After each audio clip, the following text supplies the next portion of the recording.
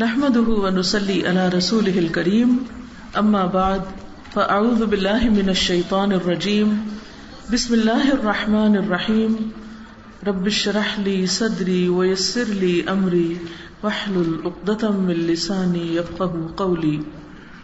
اللہ سبحانہ و تعالیٰ کا لاکھ لاکھ شکر ہے کہ اس نے ہمیں قرآن حکیم جیسی نعمت عطا کی۔ قرآن مجید ہمارے اور ہمارے خالق، ہمارے رب، ہمارے مولا کے درمیان رابطے اور تعلق کا بہترین ذریعہ ہے، جس کے ذریعے ہم اس کے ساتھ کنیکٹ کرتے ہیں۔ اللہ سبحانہ و تعالیٰ جس نے پوری دنیا بنائی اور جو کچھ بھی ہمارے پاس ہے، جتنی بھی نعمتیں جن کا ہم تصور بھی نہیں کر سکتے، کیونکہ بعض کو تو ہم دیکھتے ہیں، جانتے ہیں، اور بعض کو ہم جانتے بھی نہیں لیکن ان سے فائدہ اٹھا رہے ہیں۔ یہ سب کا سب اکیلے ایک اسی کی طرف سے ہے اور اس میں کسی دوسرے کا کوئی حصہ نہیں۔ اس لیے سب سے زیادہ شکر اور سب سے زیادہ محبت اور سب سے زیادہ مضبوط تعلق ہمارا اسی کے ساتھ ہونا چاہیے۔ اسی کے ہاتھ میں ہماری زندگی ہے، اسی کے ہاتھ میں ہماری موت ہے، اسی کے ہاتھ میں ہمارا رزق ہے، اسی کے ہاتھ میں ہماری تقدیر ہے، اچھا اور برا سب اس کے پاس ہے۔ اس لیے عقل مند اور خوش قسمت وہ انسان ہے جو اس کو راضی کر لے، کیونکہ اگر وہ راضی ہو گیا تو ہم سب پار، اور اگر وہ ناراض ہے اور پوری دنیا میں بھی ہمارا ڈنکا بج رہا ہے تو کچھ بھی فائدہ نہیں، کچھ بھی حاصل نہیں۔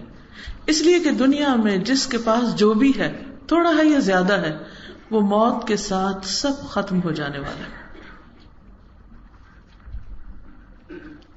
انسان جب آگے جاتا ہے تو صرف ایک چیز ساتھ جاتی ہے اور وہ ہے اس کا عمل،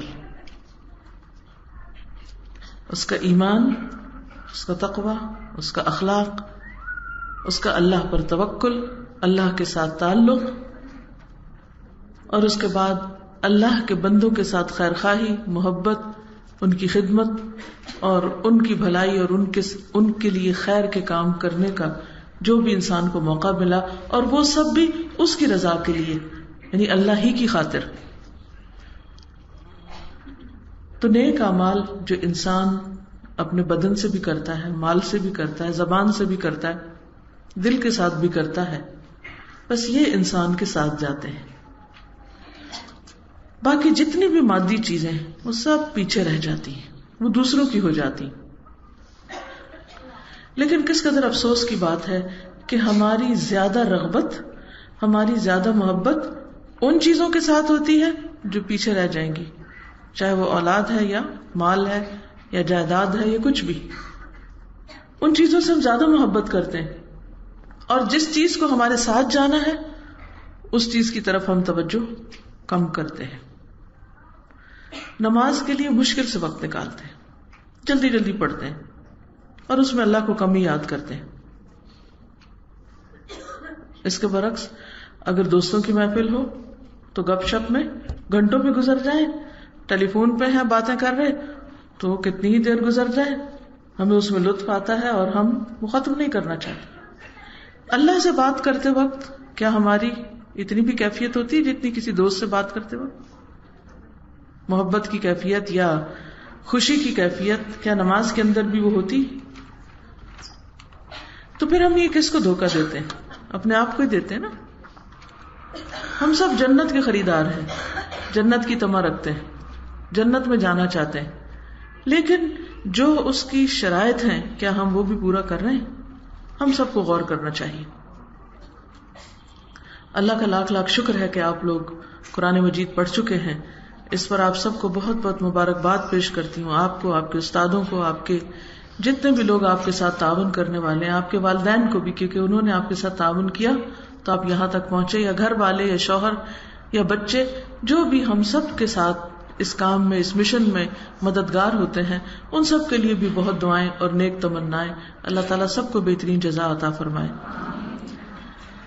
اب یہ کہ جو تو تعاون کرنے والے ہوتے ہیں وہ تو اپنا اجر پا لیتے ہیں، اپنا حصہ ان کو مل جاتا ہے، لیکن ہم سب کو یہ دیکھنا چاہیے کہ ہم نے جو کچھ پڑھا ہے کیا ہم اس کا حق ادا کر رہے ہیں یا نہیں. صرف اس پر خوش ہو جانا کافی نہیں، خوش تو ہونا چاہیے کیونکہ اللہ تعالیٰ کا حکم ہے قل بفضل اللہ وبرحمتہ فبذلک فلیفرحوا هو خیر مما یجمعون، کہہ دیجیے کہ اللہ اور اللہ کی رحمت اور اس کے فضل کی وجہ سے انہیں چاہیے کہ خوش ہو جائیں، وہ ہر چیز سے بہتر ہے جو لوگ جمع کر رہے ہیں. اس حد تک تو ٹھیک ہے، ہمیں خوشی منانی چاہیے، لیکن اس کے ساتھ ساتھ ہم سب کو یہ بھی سوچنا چاہیے کہ کیا ہم قرآن پاک کا حق ادا کرنے والے ہیں؟ کیا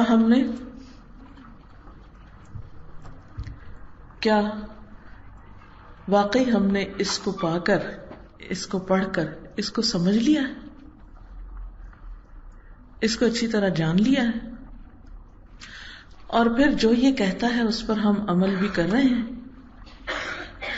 اور اگر پوری طرح ابھی دل مطمئن نہیں تو پھر کیا کرنا چاہیے کہ ہم اس کو اپنی آخری منزل نہ سمجھیں کہ بس ایک دفعہ پڑھ لیا اب بات ختم، کام ختم، بس فرض پورا ہو گیا.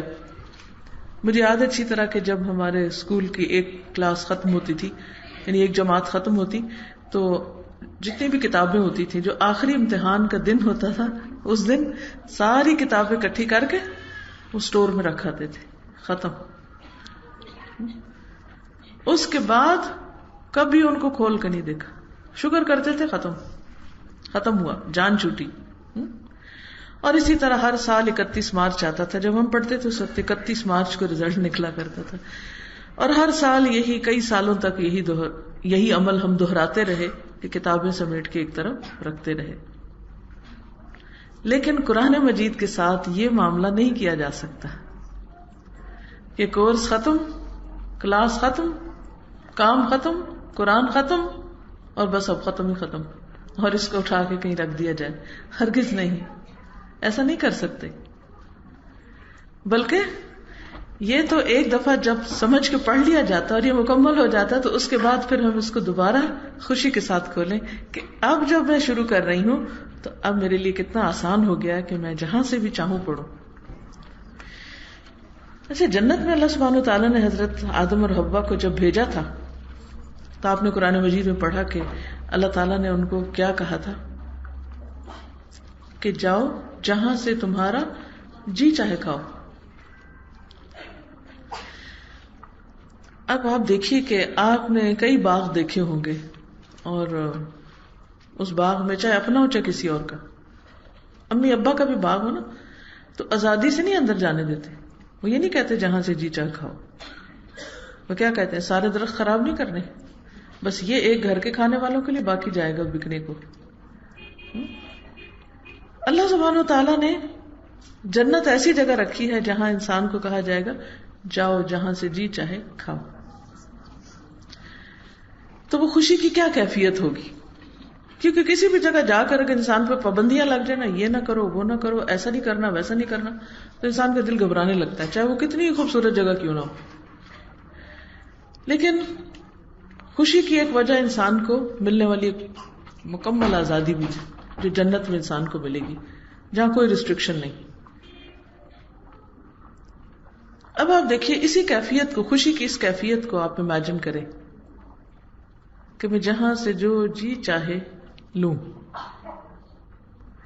یہ تو پھل ہیں جنت کے جن کو دیکھ کے انسان خوش ہوتا ہے، یہ جنت کے باغ ہیں. لیکن قرآن کی شکل میں ہمارے پاس ایک اور باغ بھی ہے کہ جس کو ہم جہاں سے جی چاہے کھولیں، جی چاہے پڑھیں، جی چاہے دیکھیں، اور جہاں سے جو چاہیں ہم حاصل کریں، سارا ہی سمجھ میں آتا ہے. اور اس کے پھل جس کو نصیب ہو جائیں اور جس کو یہ سمجھ میں آنے لگے، وہ حقیقی معنوں میں بڑا خوش قسمت ہے. اور وہ بھی اسی طرح خوش ہوتا ہے کہ کوئی صفحہ کھولتا ہے، کوئی پارہ کھولتا ہے، کوئی سورت کھولتا ہے، کہیں سے بھی کھولتا ہے ایک عجیب لطف آتا ہے، اٹھاتے ہی مزہ آ جاتا ہے. لیکن یہ کون کر سکتا ہے؟ یہ مزہ کون اٹھا سکتا ہے؟ یہ خوشی کس کو مل سکتی؟ جس نے سبق اچھی طرح یاد کیا ہو، جس کو پھر اچھی طرح سمجھ آ گیا ہو. الحمدللہ ایک مرتبہ آپ نے پڑھا، آپ کو سمجھ آیا کچھ، لیکن اپنا ٹارگٹ یہ رکھے، گول یہ رکھے کہ میں نے اس کو اتنی دفعہ پڑھنا ہے، اتنی دفعہ اس کو سمجھنا ہے کہ بس پھر میں جہاں سے کھولوں مجھے فوراً سمجھ میں آ جائے. اور یہ کچھ مشکل نہیں، اس کے لیے بس ایک مسلسل لگاتار محنت اور اس کے ساتھ مضبوط تعلق چاہیے. اور جس طرح آپ زندگی کے اور بہت سے کام کرتے رہتے ہیں، اگر وقت کا کچھ حصہ اس کام کے لیے بھی لگا لیں تو جو آپ کو ملے گا وہ بے مثال. آج صبح کراچی سے ایک فون آیا مجھے، بچی تھی بہت پریشان، کہنے لگی کہ کچھ دن سے میرا بہت دل گھبرانے لگ گیا اور ایک ڈپریشن کی سی کیفیت ہے اور کچھ سمجھ میں نہیں آتا. میرے گھر والے مجھے ہاسپٹل لے گئے، انہوں نے نیورو سرجن کا بتایا، اب میری MRI ہوگی، اب معلوم نہیں کیا سے کیا آگے سلسلے. میں نے کہا آپ کو کچھ بھی نہیں ہے، آپ کے ہاتھ میں آپ کے پاس علاج موجود ہے. آپ ایک کام کریں، قرآن پڑھنا شروع کریں اور پڑھتی جائیں اور پڑھتی جائیں. ساتھ پانی رکھ لیں اور تھوڑی تھوڑی دیر میں اس کو پیتی جائیں. اور جب آپ سمجھے کہ آپ کا دل ہلکا ہو گیا، آپ کا غم دور ہو گیا، آپ کو خوشی ہونے لگ گئی، کیونکہ فَبِذَلِكَ فَلْيَفْرَحُوا، یہ قرآن خوشی دیتا ہے، اس کو پا کر حقیقت میں خوشی ملتی. میں نے کہا میں آپ کو گارنٹی دیتی کہ اسی کے پڑھتے پڑھتے پڑھتے آپ بالکل ٹھیک ہو جائیں گے، کیونکہ اللہ سبحانہ و تعالیٰ نے خود اس کے بارے میں فرمایا کہ یہ شفا ہے، یہ رحمت ہے، یہ اللہ کا فضل ہے. یہ کیسے ہو سکتا ہے کہ ہم اس کو پڑھیں اور پڑھتے جائیں اور سمجھیں اور پھر ہمیں خوشی نہ ہو اور ہمارا ڈپریشن دور نہ ہو اور ہمارے غم دور نہ ہو؟ یہ ہو ہی نہیں سکتا. ہر بلا اس سے دور ہوتی. کتاب انزلناہ مبارک، یہ کتاب جسے ہم نے اتارا ہے بہت برکت والی ہے. لیکن یہ برکتیں کب آتی؟ جب انسان اس کا واقعی خوشی سے پڑھتا ہے اور اس کو سمجھتا ہے. لیدبروا آیاتہ، تاکہ لوگ اس کی آیات میں غور و فکر کریں، تدبر کریں. ولیتذکر اولو الالباب، اور عقل مند لوگ نصیحت پکڑیں، سبق لیں. تو آپ دیکھیے کہ شیطان کا کام یہ ہوتا ہے کہ ہمارے اندر خلل پیدا کرتا رہتا ہے. وہ جو وسوسوں کی نجاست ہوتی ہے اس سے ڈپریشن ہوتا ہے، اس سے غم آتا ہے، وہ خوف زدہ کرتا ہے، پریشان رکھتا ہے، لوگوں سے ڈراتا ہے، مستقبل سے ڈراتا ہے، طرح طرح کے خیالات دل میں ڈالتا ہے اور آپ کو ہر وقت فکر مند رکھتا ہے. تو اس کے لیے کیا کرنا ہے؟ کس سے مدد لینی؟ اللہ سے. کیسے لینی؟ یہ قرآن اسی لیے تو آیا ہے کہ ہم شیطان کے شر سے بچ سکیں. تو جب ہم اس کو پڑھنا شروع کریں گے اور اگر ہم اس کو سمجھ رہے ہیں تو وہ جو وسوسے ڈالتا ہے نا ان کا جواب آنا شروع ہو جائے گا. یہ جو میں نے ٹیکنیک بتائی نا کہ آپ پڑھتی جائیں، اس کو پڑھتی جائیں اور تھوڑا تھوڑا پانی پیتی جائیں. پانی کیوں کہا؟ کیونکہ اللہ سبحانہ وتعالیٰ فرماتے ہیں پانی زندگی کی بنیاد ہے. پانی جو ہے وہ پاک کرتا ہے، انسان کو صاف کرتا ہے، بیرونی اور اندرونی طہارت کا ذریعہ بنتا ہے. تو جب آپ پانی پیتے ہیں تو ایک طرح سے آپ زندہ ہو رہے ہوتے ہیں. آپ کے اندر وہ جو ایک عجیب سی کیفیت ہوتی ہے اس کیفیت کو بھی دور کرتا ہے. اور ساتھ قرآن، انشاءاللہ کوئی غم، دکھ، بیماری، پریشانی نہیں رہے گی. اب آپ دیکھیے کہ قرآن پاک تو برکت والی ہے، رحمت ہے، ہدایت ہے، فضل ہے، بہت سی بھلائیاں اس کے ساتھ بندھی ہوئی ہیں. لیکن بعض اوقات ہمیں اس طرح فائدہ نہیں ہوتا. وہ کیوں؟ کیا اس میں قرآن مجید کا کوئی قصور ہے یا ہم میں کوئی غلطی ہو سکتی ہے؟ ہم میں کوئی کمی ہو سکتی. اگر قرآن پڑھ کے بھی آپ کو فائدہ نہیں ہو رہا، آپ کی جسمانی، روحانی اور آپ کی جو اندر کی نفسیاتی جذباتی کیفیات ہیں ان کی بہتری نہیں ہو رہی، تو پھر there is something wrong with us. ہمارے ساتھ کچھ مشکل ہے، اس کو دور کرنے کی ضرورت ہے. ایک حدیث میں آتا ہے، ابو سعید خدری رضی اللہ عنہ روایت کرتے ہیں، صحابی ہیں یہ، کہ میں نے رسول اللہ صلی اللہ علیہ وسلم کو فرماتے ہوئے سنا، 60 سال بعد نااہل لوگ پیدا ہوں گے. یعنی حضور صلی اللہ علیہ وسلم کی وفات کے 60 سال بعد نااہل لوگ پیدا ہوں گے جو نماز کو ضائع کر دیں گے. کیونکہ آپ کے زمانے میں اور صحابہ کے زمانے میں تو سوال ہی پیدا نہیں ہوتا تھا کہ کوئی یہ سوچے کہ نماز چھوڑ دے، کیونکہ وہ تو اسلام کا ایک پلر ہے نا، پلر ہٹا دے تو عمارت نیچے، آپ تو مسلمان ہی باقی نہیں رہیں گے. کہا وہ نماز کو ضائع کر دیں گے، اپنی خواہشات کی پیروی کریں گے اور جہنم کے گڑھے میں جا پڑیں گے. جیسے قرآن پاک میں بھی آتا ہے کہ فخلف من بعدهم خلف اضاعوا الصلاة واتبعوا الشهوات فسوف يلقون غیا.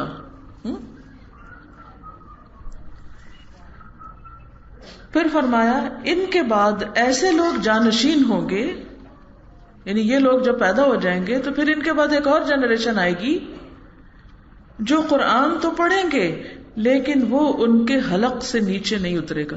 حلق تک مخارج ہوتے ہیں نا، مخارج بڑے اچھے ہوں گے، تجوید بڑی اچھی ہوگی، بڑا خوبصورت پڑھیں گے، لیکن نیچے نہیں جائے گا. نیچے سے مراد دل تک، دل میں نہیں اترے گا.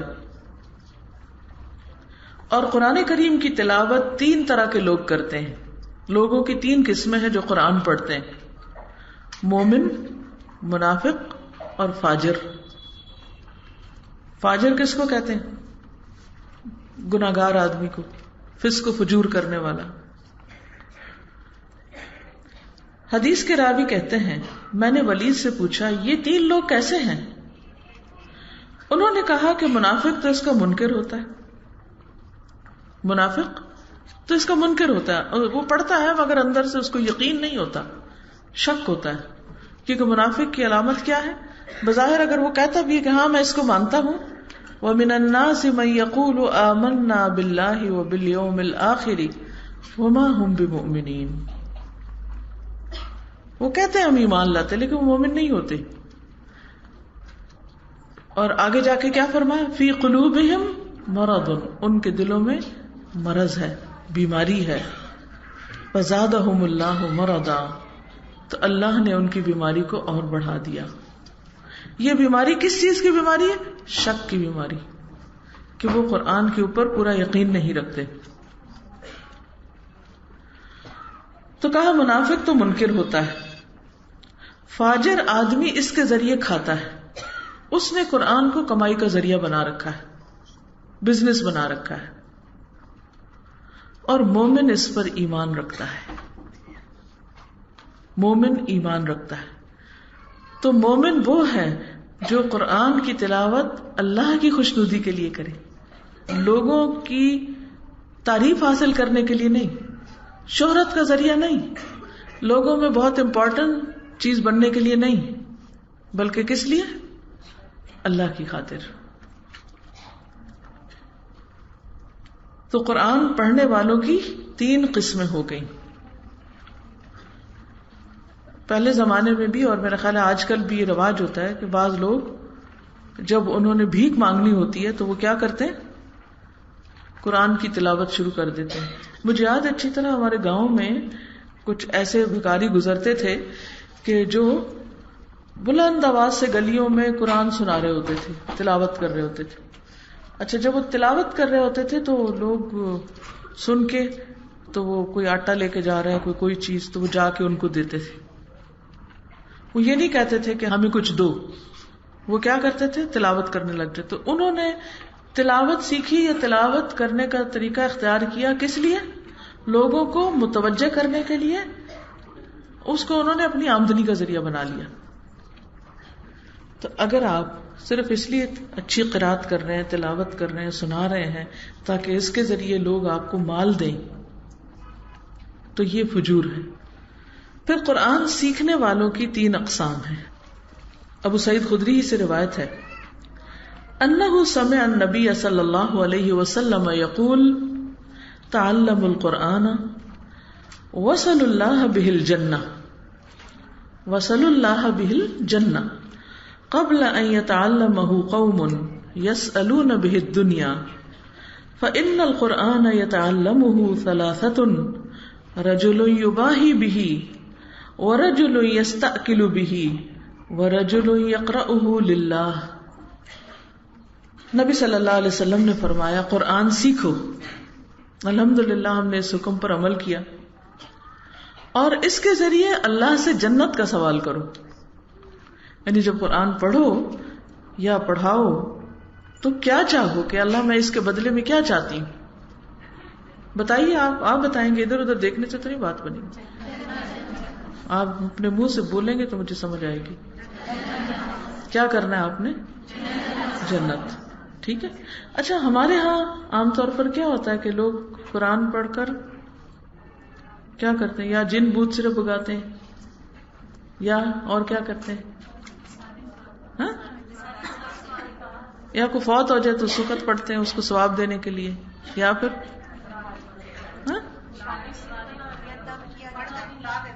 پڑھ کے یا بلا دیتے ہیں. صحیح.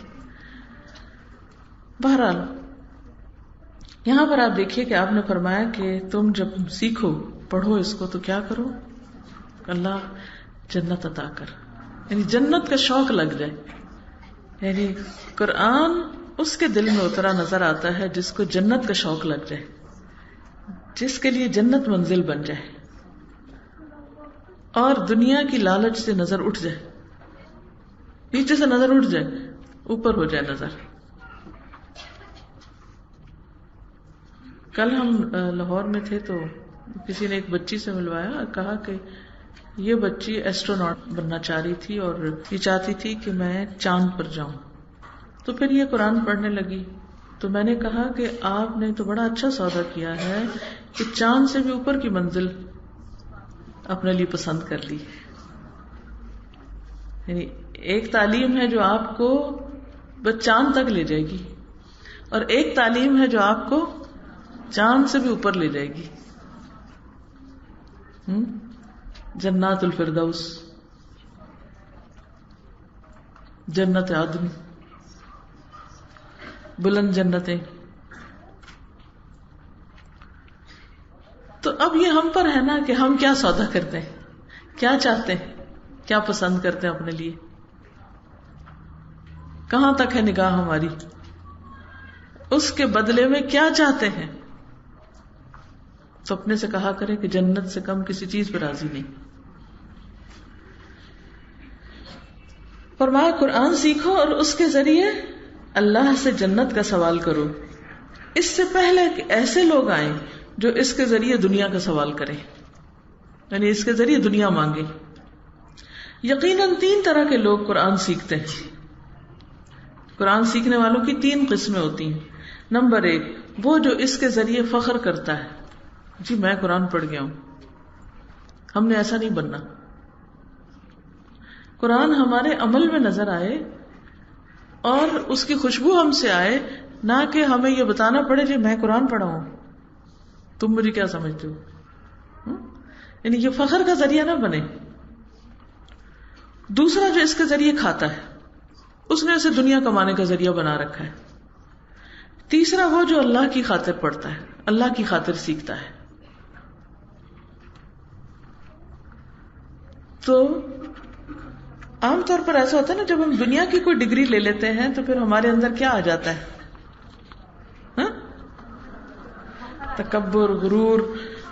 اور اس کی علامت کیا ہوتی ہے کہ ہم اپنے آپ کو دوسروں سے اچھا سمجھنے لگتے ہیں. یہ چیز نہیں آنی چاہیے. اپنے آپ کو چیک کرنا ہے. جب دل میں شیطان یہ خیال ڈالنے لگے کہ ہائے تم تو اتنی نیک ہو گئی ہو اور تم اب دوسروں سے زیادہ اچھی ہوگی، دوسرے تو بے وقوف ہیں، ان کو تو پتہ ہی کچھ نہیں، وہ تو جاہل ہیں، وہ تو ایسی خرابیاں کرتے ہیں اور ایسے ہیں اور ویسے ہیں. اور میں ان سب سے اچھی ہوں، میں تو اپنے پورے خاندان میں واحد ہوں جو قرآن پڑھی ہوئی ہوں، باقی سب جاہل ہیں.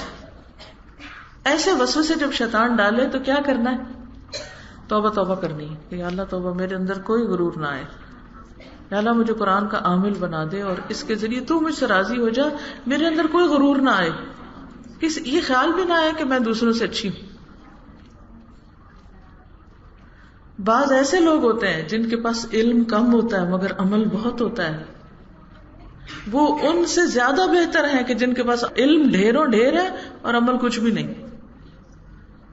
تو جو بھی اللہ نے دیا اس کا شکر، لیکن اب کرنا کیا ہے کہ اس کے ذریعے کیا کرنا ہے؟ بولو نا. جنت کا سودا کرنا ہے اور کیا کرنا ہے؟ اپنے آپ کو بڑا نہیں سمجھنا، اپنے اوپر فخر نہیں کرنا، ٹھیک ہے، اور شکر کرنا ہے. یعنی جس وقت آپ کو یہ خیال آنے لگے نا کہ آپ کو تو دوسروں سے زیادہ پتا ہے تو اللہ میں زیادہ اچھی تو نہیں ہوں مگر اللہ تیرا شکر کہ اگر تو نے مجھے علم زیادہ دے دیا.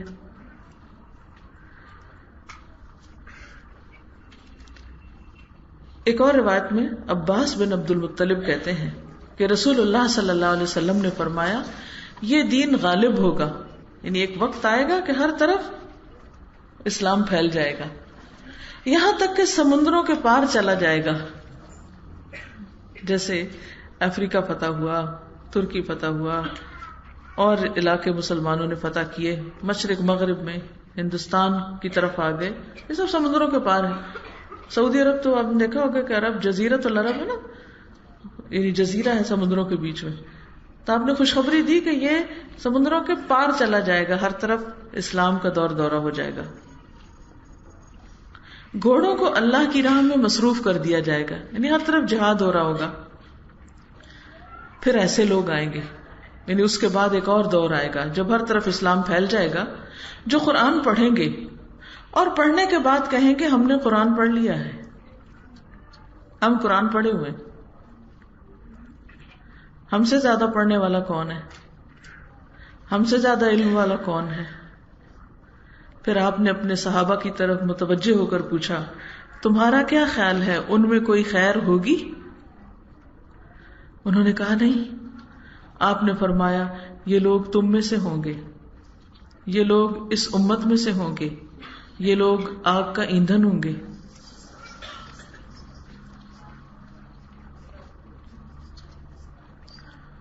تو فخر تو آنا ہی نہیں چاہیے، غرور تو آنا ہی نہیں چاہیے. ہمیشہ اپنے اندر عاجزی رکھیں، اور آتا بھی ہو تو اس کو سنبھال کے رکھیں، فخر کا ذریعہ نہیں بنانا. اب آپ سوچ رہے ہیں کہ اس سے بہتر پڑھیں نا، یہ تو حل نہیں ہے. اس کا مطلب یہ نہیں ہے کہ پڑھے نہ پڑھنا اور پڑھنا برابر نہیں ہوتا. پڑھنے والے نہ پڑھنے والوں سے بہرحال بہتر ہوتے ہیں، لیکن پڑھ کر فخر کرنے والوں سے وہ بہتر ہوتے ہیں جو پڑھ کے فخر نہ کریں، عمل کریں. تو اب آپ نے کون سی جگہ پہ رہنا ہے؟ پڑھنا نہیں پڑھنا ہے، پڑھ کر فخر نہیں کرنا، پڑھ کر عمل کرنا ہے، اور اس کے ذریعے جنت مانگنی ہے، جنت کا سوال کرنا ہے. تو یہ ہے نا کرنے کا کام، ٹھیک ہے.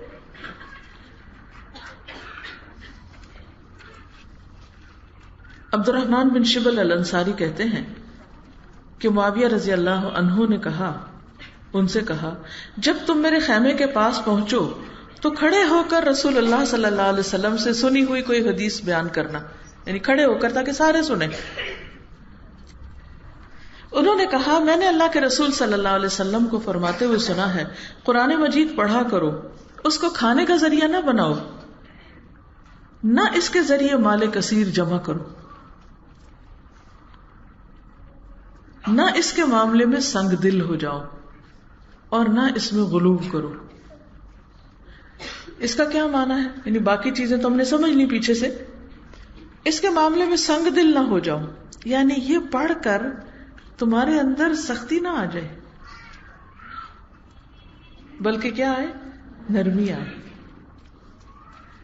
کیونکہ آپ نے دیکھا ہوگا کہ بعض اوقات بچے قرآن حفظ کرنا شروع کرتے ہیں تو ان کے اندر کیا آتی، ایک خاص سختی آنے لگتی، ہوتا ہے نا. عام بچوں سے وہ تھوڑے سٹبن سے ہو جاتے ہیں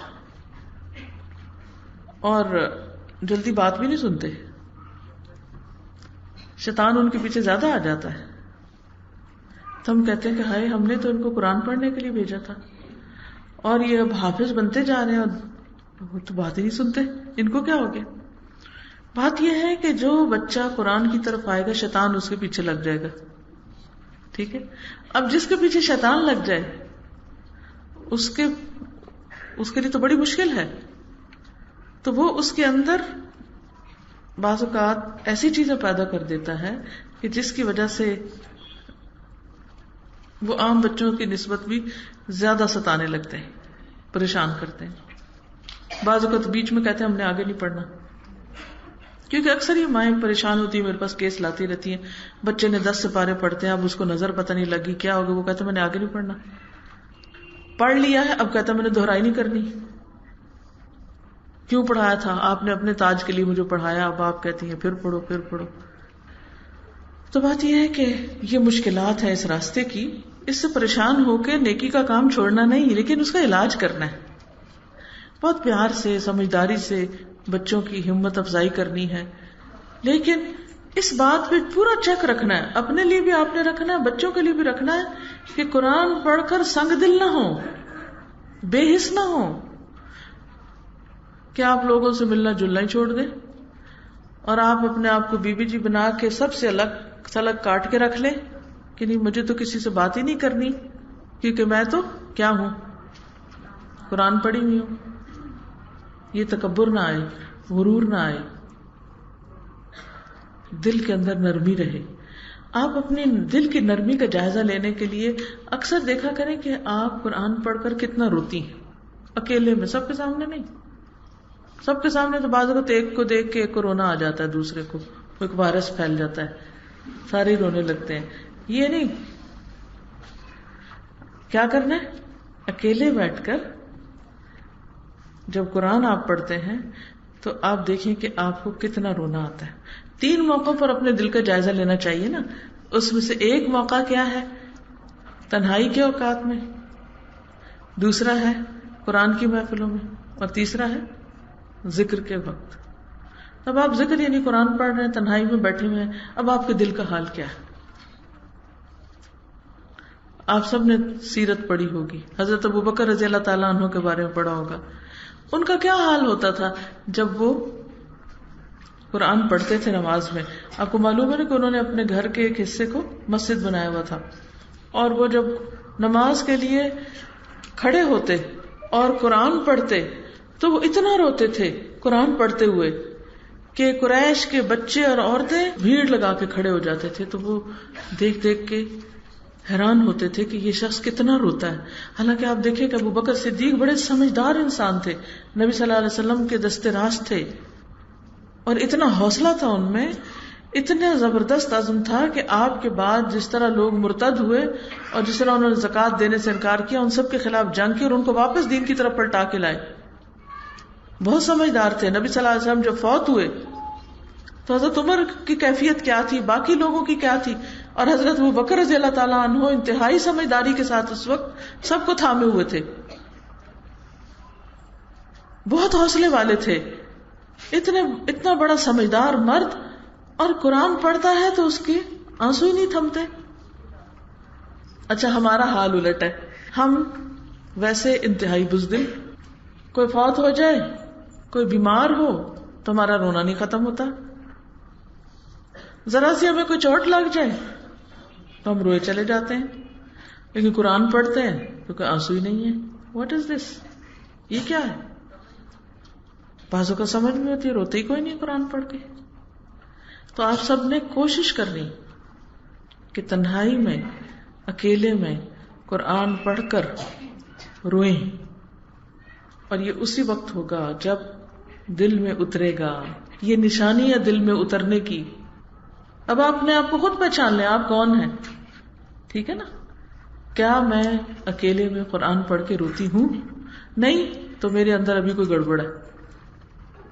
مجھے کوشش کرنی غور و فکر کرنا ہے کہ کیا کہا جا رہا ہے اور اس کیفیت کو اپنے اندر پیدا کرنا ہے. دوسری چیز، اس میں غلو نہ کرو.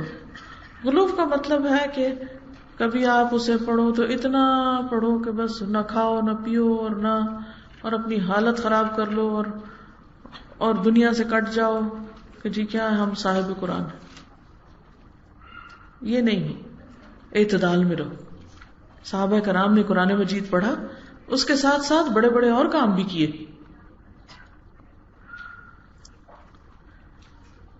پھر اسی طرح ایک اور حدیث ہے، نبی صلی اللہ علیہ وسلم نے فرمایا کہ جو علم اللہ کی رضا کے لیے حاصل کیا جاتا ہے، جس سے اللہ کو خوش کرنا مقصود ہے، جس نے اسے دنیا کا مال و متاع حاصل کرنے کے لیے سیکھا، اسے قیامت کے دن جنت کی خوشبو بھی نہ آئے گی. جنت کی خوشبو بھی نہیں. جنت کہاں سے، جنت ملنا تو دور کی بات، جنت کی خوشبو بھی نہ آئے گی. اس لیے قرآن مجید کا سیکھنا اور سکھانا خالصتاً کس کے لیے ہو؟ اللہ کی رضا کے لیے، کہ میرا رب مجھ سے راضی ہو جائے، وہ خوش ہو جائے. اچھا اب آپ بتائیے کہ جب اللہ آپ سے راضی ہو جائے تو اس کے بدلے میں آپ کو دنیا میں کچھ ملے گا؟ آخرت میں کچھ ملے گا؟ جس سے رحمان محبت کرے اس کے لیے کوئی کمی ہو سکتی کسی چیز؟ نہیں ہو سکتی. اس کو سب سے پہلے تو اس کا دل غنی ہو جاتا ہے، اس کے اندر ایک بے نیازی آ جاتی ہے، وہ دنیا کی غلامی سے نکل آتا ہے، وہ نفس کی غلامی سے نکل آتا ہے، وہ اپنی خواہشات کی غلامی سے نکل آتا ہے. اللہ اور اس کا رسول اسے ہر چیز سے زیادہ محبوب ہو جاتے ہیں. ان کی خوشی کے لیے وہ ہر چیز قربان کرنا جانتا تھا کہ اپنی جان بھی اس کے لیے دینا کچھ مشکل نہیں ہوتا. تو یہ نہیں فکر کرنی چاہیے کہ اچھا پھر ہمارا بنے گا کیا، پھر ہم کھائیں گے کہاں سے، پھر ہماری ضروریات کہاں سے پوری ہوں گی. رازق کون ہے؟ تو اس پہ یقین نہیں کہ وہ رزق دے گا آپ کو. اس کے بس ایک دروازہ نہیں، بہت سے دروازے. اچھا مثلاً اگر ایک مثال ہے چھوٹی سی، آپ کی کوئی بھی ضرورت ہے، کوئی بھی آپ کو دکھ ہے، تکلیف ہے، پریشانی ہے، کچھ چاہیے آپ کو. مثلاً میں کہتی یا اللہ مجھے ایک گاڑی دے دے، ٹھیک ہے نا، اپنے لیے گاڑی مانگ رہی. کوئی مجھے کہے ہے تمہارے پاس پیسے تو ہے نہیں تو تم گاڑی مانگ رہی ہو اللہ سے، بندوں سے نہیں اللہ سے. ہاں اللہ سے گاڑی مانگ رہی، پھر پیسے ہی نہیں تمہارے پاس، تم گاڑی کیسے مانگ رہی؟ میرے پاس نہیں ہے نا، اللہ کے پاس تو ہے نا. اور اللہ کی نظر میں گاڑی کتنی بڑی چیز ہے، تنکے جتنی، یہ اس سے بھی چھوٹی ہے نا. اگر مثلا میں کہوں اللہ مجھے سونے کا پہاڑ دے دے کہ میں تیرے راستے میں خرچ کروں، مثلا وہ سونے کا پہاڑ اللہ کی نظر میں کیا چیز ہے؟ کچھ نہیں نا. لیکن جب ہم مانگتے ہیں نا کوئی چیز تو ہم ڈرتے ہیں، ہم کہتے ہیں ہائی یہ بہت بڑی چیز ہے، یہ تو پتہ نہیں مجھے ملے گی کہ نہیں. یقین ہی کوئی نہیں نا، شک میں رہتے ہیں. لیکن وہ اللہ کے نزدیک کچھ بھی نہیں ہے، کچھ بھی نہیں ہے. لیکن اگر آپ ہاں یہ اللہ کو بندوں سے کی طرح سمجھے نا کہ اگر آپ کسی بندے سے کچھ مانگے تو وہ نہیں دیں گے، ان کے پاس ہوگا بھی نا تو وہ کبھی نہیں دیں گے آپ کو. وہ کہ ہم کیوں دیں گے، وہ ہمارے جیسے ہو جائے، شریک ہو جائے ہمارے. لیکن اللہ ایسا نہیں ہے. تو جب قرآن پڑھیں اور پڑھائیں بندوں سے بے نیاز ہو جائیں، بندوں کی غلامی نہ اختیار کریں، بندوں کے مال پہ ہرگز نظر نہ رکھیں، بندوں کی چیزوں کا کبھی لالچ نہ کریں. چاہے کسی کے ہاتھ میں ہیرو کی انگوٹھی ہو، چاہے کسی کے پاس ہزاروں کا ڈریس ہو، چاہے کسی کے پاس سب سے لیٹسٹ گاڑی ہو، قطعاً اس کا لالچ آپ کے دل میں نہ آئے. کہیں گے میں ان سے کیوں توقع رکھوں، میں اس سے کیوں نہ مانگوں جس نے ان کو دیا ہے. جو ان کو دے سکتا ہے وہ مجھے نہیں دے سکتا؟ دے سکتا ہے نا. تو یہ جتنی بھی حدیثیں ہیں جس میں ہمیں اس چیز سے روکا گیا ہے کہ قرآن پڑھ کے ہم لالچ نہ رکھیں، یہ اس لیے ہے تاکہ ہم اس غلامی سے باہر نکل آئیں، ساری توقع اللہ پہ رکھیں. جو اللہ پہ توکل کرتا ہے، جو اللہ سے توقع رکھتا ہے، وہ مایوس بھی نہیں ہوتا. وہ نا امید بھی نہیں ہوتا اور اس کے حوصلے ہمیشہ جوان رہتے، اور وہ اللہ کے بھروسے پہ بڑے بڑے کام شروع کر دیتا ہے. وہ کہتا ہے اللہ نے کرنا ہے نا، اللہ کا کام ہے، وہ کرا لے گا. میری ہمت کم ہے، بندوں کے پاس کام ہے، اس کے پاس کام نہیں. کیا نبی صلی اللہ علیہ وسلم کے پاس کوئی بڑے بڑے خزانے تھے؟ جو آتا تھا کیا کرتے تھے؟ اللہ کے راستے میں دے دیتے تھے. اچھا اب کیا ہے کہ بعض اوقات اپنے لیے بھی نہیں بچتا تھا. وہ ایک دفعہ حضرت عائشہ کے پاس جو ہے انہیں سارا دے دیا. مجھے شام ہوئی تو وہ خادمہ سے کہا کہ کوئی کھانے کی چیز ہے تو لاؤ. کہا کچھ بھی نہیں. تو کہا کہ اچھا وہ جو گوشت آیا تھا کہا وہ تو سارا دے دیا تھا. تو اگر آپ کچھ کہتی تو بچا لیتے. آپ نے کہا ہی نہیں، ہم نے رکھا ہی نہیں. کیا غنا ہے. کس کے بھروسے پہ؟ اللہ کے بھروسے پہ کہ اللہ دیتا ہے. تو دین والوں کی، قرآن والوں کی ساری توقعات اور ساری کی ساری دعائیں کس سے ہونی چاہیے؟ اللہ سے. اور کسی کے مال سے کچھ لالچ نہ رکھے.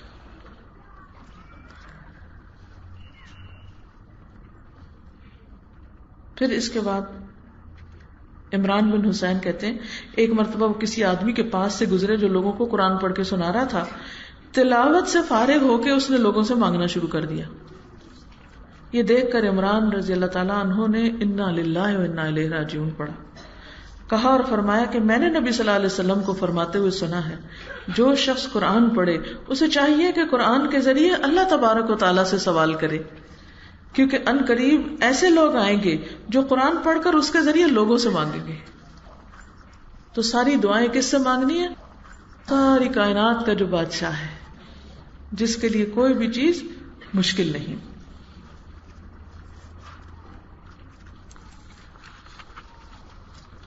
پھر اسی طرح بعض اوقات یہ ہوتا ہے کہ جب انسان کے پاس علم آ جاتا ہے تو وہ دوسروں سے بحثیں شروع کر دیتا ہے، ان کو ٹوکا ٹاکی شروع کر دیتے ہیں. لوگ اس سے بھاگنے لگتے ہیں. وہ کہتے ہیں تو یہ تو ابھی آگے اس نے تو بتانا ہے، یہ قرآن کی آیت ہے اور یہ حدیث ہے اور تم سب غلط کر رہے ہو، اس لیے چلو ان سے دور بھاگو. پھر ہم کہتے ہیں لوگ بڑے خراب ہیں، ان کو دین والے اچھے نہیں لگتے، اور ہم بھول جاتے ہیں کہ دین والے خود کیسی حرکتیں کر رہے ہیں. اپنی غلطی نہیں نظر آتی نا، ہم سب کو اپنی شکل ہی نہیں نظر آتی. آئینہ کوئی دکھائے تو وہ ہم دیکھنا ہی نہیں چاہتے، وہ ہمیں برا لگنے لگتا ہے جو ہمیں آئینہ دکھائے. تو قرآن پڑھ کر ہم نے بحثیں نہیں کرنی کسی سے، جیتنے کی کوشش نہیں کرنی. اگر ہار بھی گئے تو کیا ہوا؟ اللہ کو پتا نا ہمیں کتنا آتا ہے، تو لوگوں کو دکھانا تھوڑی ہے. حضرت ابو ہریرہ سے روایت ہے رسول اللہ صلی اللہ علیہ وسلم نے فرمایا جس نے علم اس لیے سیکھا کہ علماء کے سامنے فخر کرے اور بے وقوفوں سے جھگڑا کرے اور لوگوں کو اپنی طرف مائل کرے کہ میری طرف آ جاؤ، اللہ تعالیٰ اس کو دوزخ میں داخل کرے گا. سنن ابن ماجہ کی روایت ہے. دیکھیے اگر آپ کے اندر محبت ہوگی دین کی، اللہ کی، رسول کی، لوگ خود ہی آ جائیں گے آپ کی طرف. لیکن اگر آپ کولڈ سے ہیں، بے نیاز سے ہیں، بد اخلاق ہیں، کوئی نہیں آئے گا آپ کی طرف. تو اصل کیا ہے کہ دین پڑھ کر، قرآن پڑھ کر ہم نے نہ تو اپنے آپ کو سینٹر آف لائف بنا کے لوگوں کو اپنی طرف کھینچنا ہے کہ میں بہت اچھا ہوں میری طرف آ جاؤ، اور نہ ہی ہم نے کسی سے بحثیں کرنی ہے، اور نہ ہی ہم نے مقابلے کرنے ہیں. اچھا کئی لوگ قرآن پڑھ کے مقابلے شروع کر جاتے ہیں اندر سے، میں فلاں سے بہتر ہوں، یا ہمارا استاد فلاں کے استاد سے بہتر ہے، یا فلاں فلاں سے بہتر ہے، وہ اس کی یہ خوبی ہے، اس کی وہ. ان باتوں کی ضرورت کیا ہے؟ قرآن اس لیے تھوڑی پڑھتے. صحابہ کرام کا تو یہ اخلاق نہیں تھا، وہ ایسا نہیں کرتے تھے. ان چیزوں سے بھی بچنا چاہیے تاکہ اجر ضائع نہ ہو. اور آخری چیز، قرآن کو لے کے جھگڑنا نہیں چاہیے. نبی صلی اللہ علیہ وسلم نے فرمایا قرآن کے ذریعے جھگڑا نہ کرو اور نہ اللہ کی کتاب کے بعض حصے کو بعض کے ذریعے جھٹلاؤ. اللہ کی قسم مومن قرآن کے ساتھ جھگڑا کرے گا تو مغلوب ہو جائے گا اور منافق غالب آ جائے گا.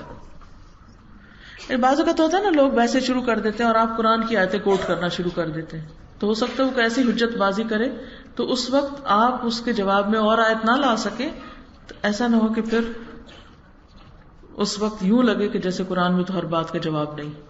تو کوئی بھی شخص آپ سے اگر قرآن کے بارے میں بحث مباحثہ یا جھگڑا کرنا شروع کرے تو وہیں چھوڑ دیں کہ نہیں مجھے نہیں کرنا، میں جاہل ہوں، مجھے نہیں آتا، آپ کسی عالم کے پاس چلے جائیں. ٹھیک ہے، اس کے ذریعے مقابلے بازی نہیں کرنی. تو اللہ تعالی ہم سب کو عمل کی توفیق عطا فرمائے. اس موقع پر آپ سب کے لیے یہ دعائیں جو ہیں یہ ایک طرح سے تحفہ ہیں، یہ سب کو مل چکی ہیں الحمدللہ. میں چاہ رہی تھی کہ اس میں سے کچھ دعائیں میں آپ کو پڑھا دیتی ہوں تاکہ پھر آپ لوگ اس کو انجوائے کر سکیں. میں چاہوں گی کہ کچھ دعاؤں کا لفظی ترجمہ بھی آپ کو آتا ہوں. ٹھیک ہے سب کو؟ الحمدللہ، گڈ، اچھا لگ رہا ہے آپ کے ہاتھوں میں بھی. لا إله إلا الله محمد رسول الله لا إله إلا الله محمد رسول الله لا إله إلا الله محمد رسول الله لا إله إلا الله محمد رسول الله لا إله إلا الله محمد رسول الله أنت الرحمن يا الله أنت الرحيم يا الله أنت السلام يا الله أنت العزيز يا الله أنت القدوس يا الله أنت الجبار يا الله أنت الغفور يا الله أنت الغفار يا الله أنت العليم يا الله أنت القهار يا الله أنت المعين يا الله أنت الوهاب يا الله أنت الشافي يا الله أنت الحميد يا الله أنت الواحد يا الله أنت الجليل يا الله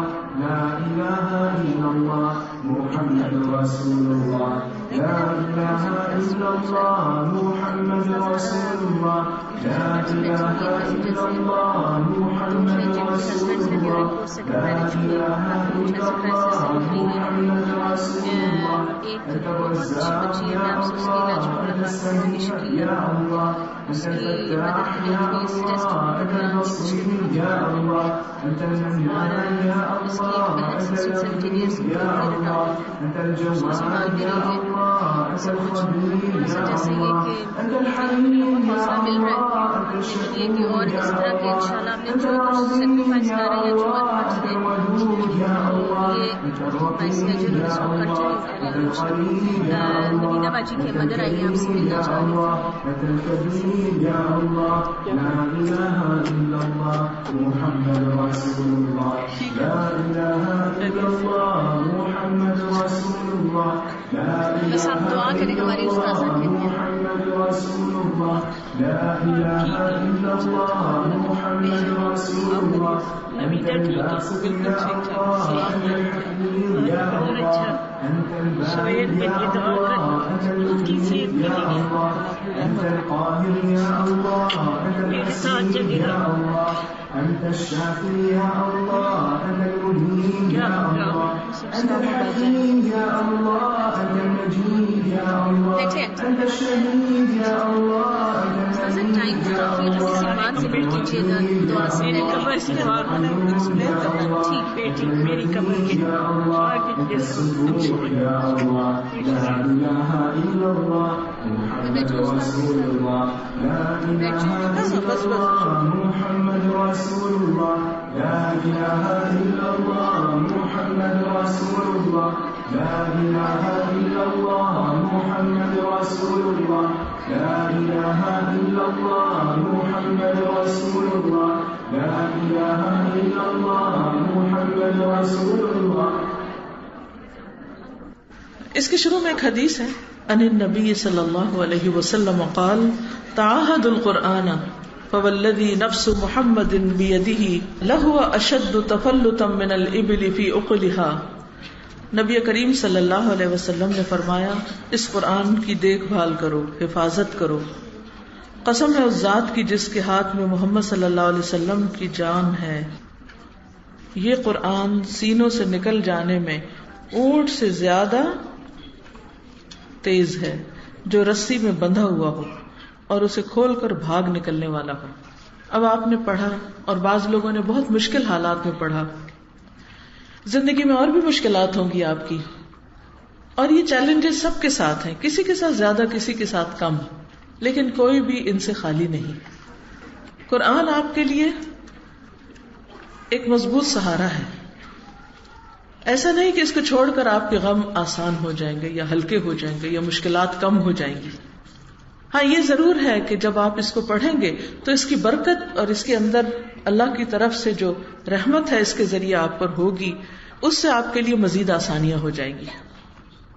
مختلف طرح کی مشکلات زندگی میں ایک امتحان ہوتے ہیں، ٹیسٹ ہوتے ہیں کہ کیا اب بھی بندہ اللہ کی طرف رجوع کرتا ہے اور اس کتاب کو تھامے رہتا ہے یا نہیں. تو حوصلے رکھیں، دل بڑے رکھیں اور اس کتاب کو مضبوط پکڑے رکھیں. یہ اللہ کی رسی ہے، اس کو چھوڑ تو نہیں سکتے نا. چھوڑیں گے تو کیا ہوگا؟ گر جائیں گے، گرے تو ہلاک ہو جائیں گے. اس لیے اس کو پکڑے رکھنا ہے کیسے بھی حالات ہوں. کوئی مجھے بتا رہا تھا کہ ان کے فادر جو تھے وہ یا ان کے دادا، جب پاکستان اور انڈیا کی تقسیم ہوئی ہے تو انڈین بارڈر انہوں نے ٹرک پہ کراس کیا تھا اور وہ صرف اس کا ایک راڈ پکڑ کے لٹک رہے تھے. اتنا رش تھا کہ پاؤں رکھنے کی جگہ نہیں تھی ٹرک پہ، صرف لٹک رہے اور سارا راستہ صرف لٹک کے گزارا. کتنا مشکل ہوگا اگر تھوڑی دیر بھی آپ کو کسی رسی کے ساتھ لٹکنا پڑے تو کیا حالت. اور آپ کو پتا ہو کہ جو رسی چھٹی تو گئے نیچے گرے مرے. تو قرآن چھوڑ کر تو کہیں نجات ہے ہی نہیں. اسے چھوڑ دیا تو اللہ کے ساتھ تعلق ٹوٹ گیا، چھوٹ گیا، گر پڑے. اس لیے ہر قیمت پہ کچھ ہو سمجھے کہ اسی میں ہماری نجات ہے، پکڑے ہی رکھنا ہے. کیسے بھی جھٹکے آئے زندگی میں، اور ایسے جھٹکوں میں دعائیں فائدہ دیتی ہیں. تو اللہ سے دعا کرتے رہنا ہے. یہ دعا تو قرآن مجید کے ختم کی دعا ہے، چونکہ آج کی تکمیل کی سیریمنی تھی، اس مناسبت سے اس کو سلیکٹ کیا گیا.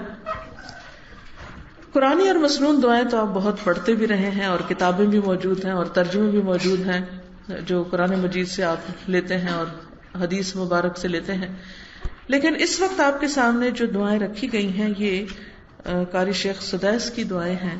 اس سال اللہ نے مجھے موقع دیا، رمضان میں اپنے گھر بلایا اور جس دن وہاں تک میل قرآن تھا اس موقع پر قاری سدیس نے یہ دعا پڑھی تھی اور دل پہ بہت زبردست اثر ہوا تھا. تو وہیں میں نے کھڑے کھڑے نیت کی کہ انشاءاللہ میں واپس جا کر اپنے اسٹوڈنٹس کے لیے اس دعا کو لکھوا کر اور ترجمہ کروا کر اس کو عام کروں گی، تاکہ جو مزہ مجھے آ رہا ہے اس وقت اور جو میری کیفیت ہے وہ ان کی بھی ہو اور ان کو بھی اس سے فائدہ پہنچے. تو یہی جذبہ تھا پیچھے جس کے نتیجے میں آج یہ کتاب آپ کے اس مبارک موقع پر آپ کے ہاتھ میں ہے.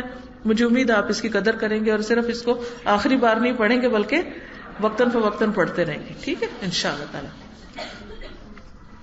آخر میں آپ کو سنوا بھی دیں گے لیکن ابھی ذرا اس کا ترجمہ پڑھ لیجئے. ٹھیک. اللہم اے اللہ، لک الحمد تیرے لیے ہے تعریف، کما جیسا کہ ہدیتنا تو نے ہدایت دی ہمیں، للاسلام اسلام کے لیے، چونکہ تو نے ہمیں اسلام کی طرف ہدایت دی ہے اس لیے ہم تیرا شکر ادا کرتے ہیں، تیری تعریف کرتے ہیں. وعلمتنا الحکمت والقرآن اور سکھایا تو نے ہم کو حکمت اور قرآن، تو نے ہمیں حکمت اور قرآن سکھایا، اس پر ہم تیرا شکر ادا کرتے ہیں. تو آپ دل سے شکر کریے اللہ کا کہ اللہ نے ہمیں قرآن عطا کیا ہے، اس پر شکر ہے، اللہ کی تعریف ہے. اللہم لک الحمد اے اللہ تیرے لیے ہے تعریف، حمد الشاکرین تعریف شکر گزار لوگوں کی، یعنی جیسے شکر گزار لوگ تیری تعریف کرتے ہیں ویسی ہی ہم بھی تعریف کر رہے ہیں. اب آپ دیکھیے کہ جو اللہ سے راضی ہوتا ہے، خوش ہوتا ہے، اس کو نعمت ملتی ہے اور وہ اللہ کی تعریف کرتا ہے تو وہ کیسے کیسے لفظ ہوں گے، کیسے کیسے جذبے ہوں گے. ہمیں پتہ نہیں ہمارے اندر وہ جذبات ہیں یا نہیں، اس لیے ہم کیا کہتے ہیں، یا اللہ ہم بھی ویسے ہی تیری تعریف کر رہے ہیں جیسے وہ کرتے ہیں یا جیسے ایک شکر گزار کو کرنی چاہیے. الذاکرین ذکر کرنے والے، التائبین توبہ کرنے والے، المستغفرین بخشش مانگنے والے، الصائمین روزہ رکھنے والے، القائمین قیام کرنے والے، راتوں کو اللہ کی خاطر کھڑے رہنے والے. لک الحمد حمدا حمدا، تیرے لیے ہے تعریف، تعریف ہی تعریف. وَلَكَ الشُّكْرُ شُكْرًا شُكْرًا، اور تیرے لیے ہے شکر، شکر ہی شکر. لَكَ الْحَمْدُ، تیرے لیے تعریف. أَنْتَ قُلْتَ، تو نے کہا، فرمایا. وَقَوْلُكَ الْحَقُّ، اور تیرا قول حق ہے، سچ ہے. الحق المبین، جو بالکل واضح ہے، حق. یعنی تیرے جو بات ہے وہ بالکل واضح اور بالکل درست بات ہے. وَأَنْتَ أَصْدَقُ الْقَائِلِينَ، اور تو سب سے سچا ہے فرمانے والوں میں، بات کرنے والوں میں. قل، کہہ دو، صدق اللہ، اللہ نے سچ فرمایا، جو بھی کہا سچ کہا. مجھے وہ کسی خاتون کی بات نہیں بھولتی کہ جس کو قرآن پڑھنا نہیں آتا تھا، تو وہ کیا کرتی تھی، بزرگ ہو گئی تھی، پڑھنے کا کوئی موقع ذریعہ ہی نہیں تھا، تو وہ قرآن پاک کھول لیتی اور ہر لائن پر ہاتھ رکھتی جاتی اور کہتی، اللہ جو آکھے سچ آکھے، جو آکھے سچ آکھے. اب آپ دیکھیں کہ ایک شخص اپنے دل کے جذبات کس طرح ظاہر کرتا ہے. تو ہمیں بھی غور کرنا چاہیے کہ کیا ہم بھی پڑھنے کے ساتھ ساتھ یہ سوچتے ہیں کہ جو اللہ نے فرمایا سچ فرمایا. تو اگر نہیں کہا تو کہو قل صدق اللہ، کہہ دیجیے اللہ نے سب کچھ سچ کہا ہے. فاتبعوا ملت ابراہیم حنیفا، بس پیروی کرو ملت ابراہیم کی، ابراہیم علیہ السلام کے طریقے کی جو یکسو تھے. ومن اصدق من اللہ حدیثا، اور اللہ سے بڑھ کر سچی بات کس کی ہو سکتی. ومن اصدق من اللہ قیلا، اللہ سے بڑھ کر سچا قول کس کا ہو سکتا ہے. لا الہ الا اللہ، نہیں کوئی الہ مگر اللہ. المتوحد فی الجلال بکمال الجمال تعظیما و تکبیرا. المتوحد، جو یکتا ہے، اکیلا ہے. فی الجلال، جلال میں. بکمال الجمال، کمال خوبصورتی کے ساتھ. تعظیماً، بڑائی میں. و تکبیرا، تعظیم میں، عظمت کے اعتبار سے. و تکبیرا، اور بڑائی کے اعتبار سے. یعنی اللہ جو اپنے جلال اور کمال حسن میں یکتا ہے، اس جیسا کوئی اور ہے ہی نہیں، نہ کسی کا جلال نہ کسی کا حسن. عظمت کے اعتبار سے بھی اور بڑائی کے اعتبار سے بھی. المتفرد، بالکل تنہا، فرد. بتصریف الامور، علی التفصیل والاجمال، کہ جو کاموں کو چلاتا ہے، یعنی جو کاموں کو چلانے میں تفصیل اور اجمال. تفصیل کہتے ہیں ڈیٹیل کو، اور اجمال کہتے ہیں اختصار کو. تفصیلی اور اجمالی طور پر چلانے اور ان کی تدبیر اور تقدیر کرنے میں بالکل اکیلا ہے. تقدیراً، تقدیر میں، و تدبیراً، اور تدبیر کرنے میں. یعنی جس طرح اس نے کسی چیز کو بنایا اور جس طرح وہ چاہے اس کا انتظام چلا رہا ہے، یہ مراد ہے. المتعالی، بہت بلند. بعظمتہ، اپنی عظمت کے ساتھ. ومجدہ، اور بزرگی میں. الذی، وہ جس نے نزل الفرقان علی عبدہ، اتارا ہے فرقان کو اپنے بندے پر. لیکون للعالمین نذیرا، تاکہ وہ ہو جائے سارے جہان والوں کے لیے ڈرانے والا، خبردار کرنے والا. تو یہ اللہ سبحانہ وتعالیٰ کی کچھ صفات کا ذکر ہے. لا الہ الا اللہ، اللہ کے سوا کوئی الہ نہیں. الکریم، بزرگی والا، کرم والا. التواب، بہت زیادہ توبہ قبول کرنے والا. اللطیف، بہت باریک بین. الوہاب، بہت عطا کرنے والا، بخشش کرنے والا. الذی، وہ جو خضعت، جھکی ہوئی ہیں. خضوع ہوتا نا، خشوع اور خضوع، اسی سے خضعت. لعظمتہ، اس کی عظمت کے لیے. الرقاب، گردنیں.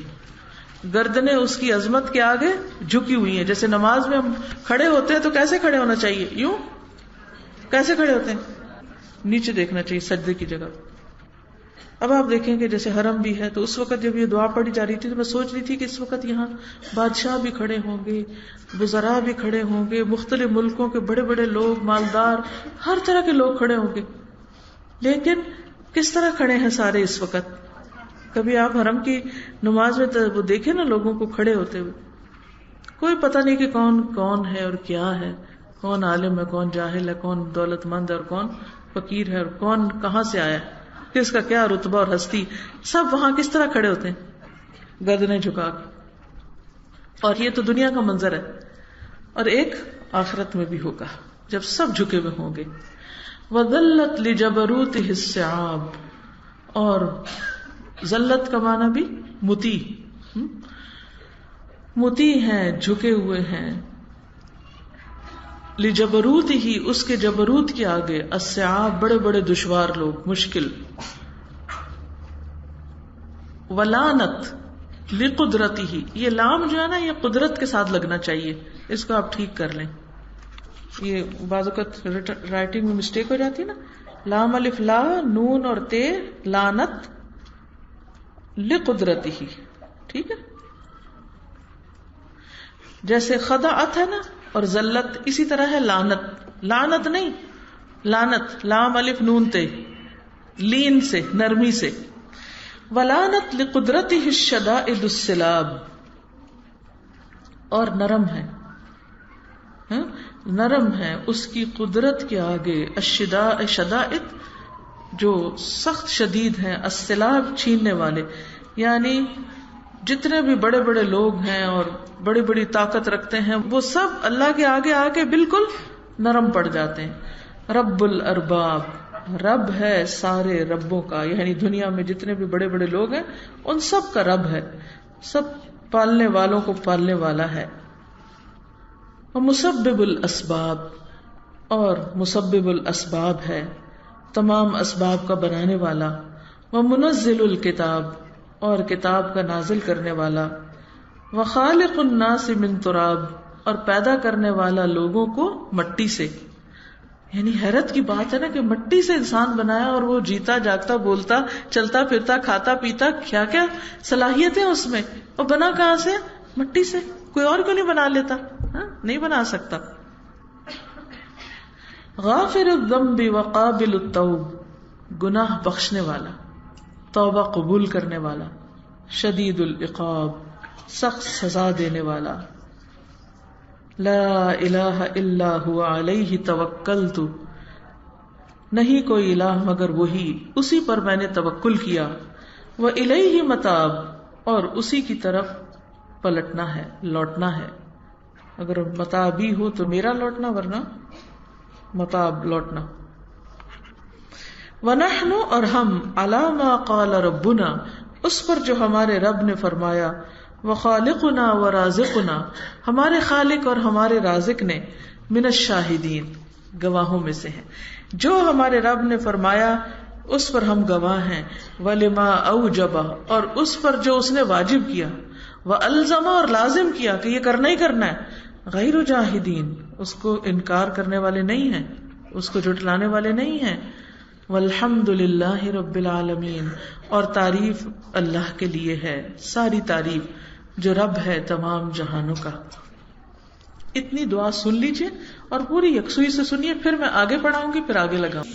سمجھ آ رہی تھی اب؟ تو جب سمجھ کے سنتے ہیں تو پھر دل کی کیفیت کچھ اور ہوتی, اور انشاءاللہ اللہ تعالیٰ آپ سب کو حج عمرے نصیب کرے اور آپ وہاں جائیں, اور جب یہ دعائیں سنیں تو انشاءاللہ آپ کو بھی ویسے ہی رونا آئے گا جیسے کسی بھی سمجھنے والے کو, کیونکہ ایک تو اللہ کا گھر ہوتا ہے, پھر اتنے سارے لوگوں کا مجموعہ, اور سب کی آمین ہو رہی ہوتی ہے, اور پھر یہ ہے کہ دعا بھی سمجھ آ رہی ہوتی ہے, اور ایک یکسوئی کے ساتھ انسان مانگ بھی پاتا ہے. تو بہت سے لوگ اپنے فری ٹائم پہ یہ دعائیں سننا بھی چاہتے ہیں لیکن سمجھ نہیں آتی, تو پھر وہ پورا انٹرسٹ نہیں اس میں ہوتا. مثلا استری کرنے کا ٹائم ایسا ہوتا ہے کہ جس میں بجلی بھی ہوتی ہے, ورنہ تو یہ ہوتا ہے کہ آپ سننا چاہیں کچھ تو بجلی کوئی نہیں ہوتی. بجلی بھی ہوتی ہے اور وقت بھی بہت ہوتا ہے, اور گھنٹہ گھنٹہ بعض اوقات لگ جاتا ہے. تو اس وقت آپ جہاں استری لگائی ہوئی نا وہاں قریب ہی ایک ٹیپ ریکارڈر رکھ دیں, اور وہاں کچھ دعائیں اور تلاوتیں اور لیکچرز لگانے کو رکھ دیں. ادھر سے آپ نے استری کیا کا بٹن آن کیا, اور ادھر سے آپ نے ٹیپ ریکارڈر, کیونکہ اس وقت کیا کرنا ہو, سوچیں پریشانیاں. تو ان چیزوں سے نکلنے کے لیے آپ ایسی چیزیں سننا شروع کر دیں. اس سے کیا فائدہ ہوگا کہ انشاءاللہ سنتے سنتے یہ دعائیں یاد ہو جائیں گی، آپ کو صورتیں یاد ہو جائیں گی. جو لیکچر آپ ویسے نہیں سن سکتے، گھر میں لا کے رکھے ہوئے ہیں، ٹائم ہی نہیں، وہ بھی آپ کے ہو جائیں گے. تو اگر آپ روزانہ یہ کام ایسا کرتے ہیں، یا کچن ہے یا کوئی بھی، تو اس میں آپ اپنے علم میں اضافے اور اپنے صلاحیتوں میں اضافے کے لیے ضرور کچھ نہ کچھ آگے بڑھیں. پھر ہے وصلوات اللہ وسلامہ، اور اللہ کی رحمتیں اور سلامتی علی خاتم النبیین، خاتم النبیین پر، محمد صلی اللہ علیہ وسلم پر، و امام المرسلین، اور سارے رسولوں کے امام پر. کہاں امامت کرائی تھی آپ نے؟ جی ہاں. وعلی آلہ الطیبین الطاہرین، اور آپ کی آل پر جو طیب ہیں، طاہر ہیں. وصحابتہ، اور آپ کے صحابہ الغر المیامین، جو بہت بابرکت ہیں، عظیم اور مبارک ہستیاں ہیں. وزوجاتہ الطاہرات، اور آپ کی زوجات، بیویاں، الطاہرات، جو پاکیزہ ہیں. امہات المؤمنین، مومنوں کی مائیں ہیں. والتابعین، اور تابعین جو ان کے بعد آئے. ومن تبعہم، اور جنہوں نے ان کی بھی پیروی کی. بے احسان، احسان کے ساتھ، یعنی نیکی کے ساتھ. الی یوم الدین، قیامت کے دن تک. اللہم، اے اللہ، لک الحمد، تیرے لیے ہے تعریف. علی نعمک العظیمہ، تیری عظیم نعمتوں پر. وآلائک الجسیمہ، اور تیری بڑی بڑی نعمتوں پر. آلہ کس کو کہتے ہیں؟ نعمتیں. الجسیمہ، جسیم جسم سے ہے، یعنی بہت بڑی. حیثو، جس طرح. انزلتا، تو نے نازل کی. الینا، ہماری طرف. خیر کتبک، اپنی بہترین کتاب. کون سی؟ قرآن مجید. وارسلت الینا، اور تو نے بھیجا ہماری طرف. افضل رسلک، اپنے بہترین رسول کو. وشرعت لنا، اور تو نے مقرر کی ہمارے لیے.